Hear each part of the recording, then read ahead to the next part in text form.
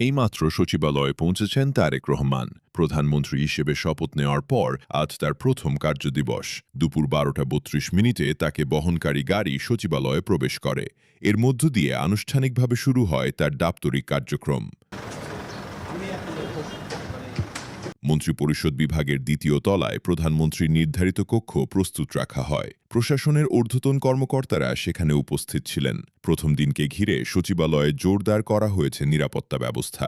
ভবনের প্রবেশপথ, লিফট ও সভাকক্ষগুলো পর্যবেক্ষণে রাখা হয়েছে। পুলিশ ও অন্যান্য নিরাপত্তা বাহিনী সতর্ক অবস্থানে দায়িত্ব পালন করছে।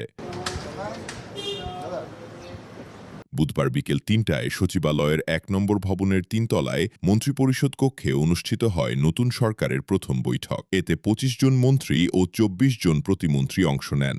বৈঠকে সরকারের কর্মপরিকল্পনা, নির্বাচনী অঙ্গীকার বাস্তবায়ন, প্রশাসনের গতিশীলতা ও স্বচ্ছতা নিশ্চিত করার বিষয়ে দিকনির্দেশনা দেন প্রধানমন্ত্রী। নতুন কাণ্ডারির প্রথম দাপ্তরিক বৈঠককে ইতিবাচক হিসেবেই দেখছেন অনেকে। ডেস্ক রিপোর্ট, দৈনিক অর্থনীতি।